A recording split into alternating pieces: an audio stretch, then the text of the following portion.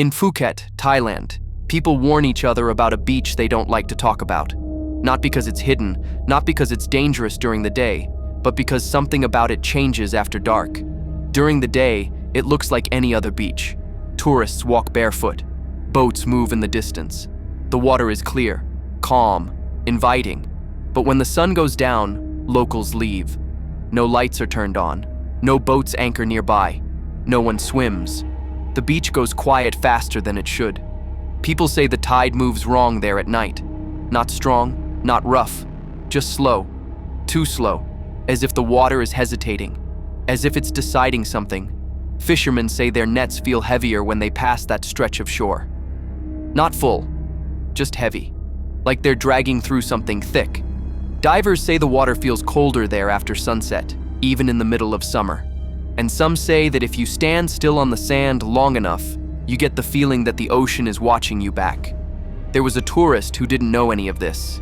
He was visiting Phuket alone, staying near the coast.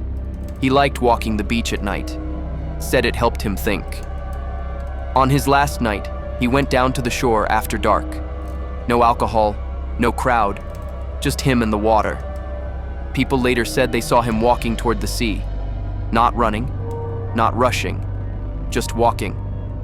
No one saw him go under. No one heard a shout. No struggle, no splash. He simply never came back. At first, authorities assumed the usual: strong current, poor visibility, bad decision. Search teams came. Boats scanned the water. They walked the shoreline. They called his name. Nothing. Then, the next morning, something strange happened. A pair of shoes appeared on the sand, placed neatly, side by side, dry, clean. Too clean for something pulled from the ocean. An hour later, a shirt washed up, not tangled, not torn, just drifting in, as if someone had gently let go of it. Another hour passed. A phone appeared, still intact, still working. No cracks, no water damage. People started to gather. They watched the shoreline. They watched the water. The sea stayed calm. No sudden waves, no change in weather. Just the tide, moving slowly, too slowly. As the hours passed, the pattern continued. Each hour, one more thing returned. A wallet, keys, a watch, always one at a time, always spaced apart, always placed where it would be noticed. By afternoon, everything the man had brought with him was back on the shore. Everything, except him. Locals told search teams to stop, not because they didn't care, but because they had seen this before. They say the sea there doesn't steal, it borrows, and when it's finished, it gives things back. Just not all of them, and never in the right order. Older fishermen warn younger ones carefully. If the water feels slow, you leave.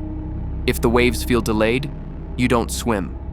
And if something you lost starts coming back on its own, you don't wait for the rest. Some believe the sea chooses people.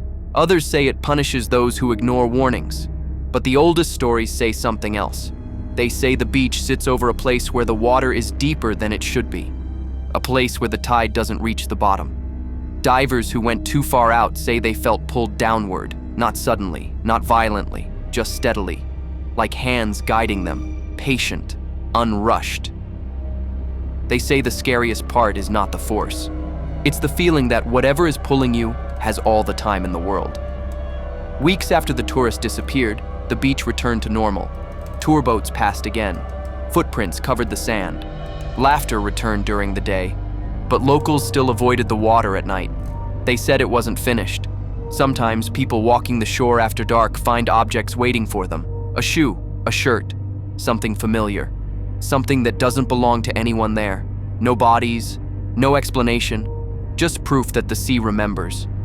They say if you ever lose something there and it comes back to you, don't feel relieved. Because the ocean only returns things when it's finished keeping what it wanted. In Phuket, people don't fear the water. They fear the moment when the sea starts giving things back. Out of order, incomplete, and always missing the one thing that mattered most.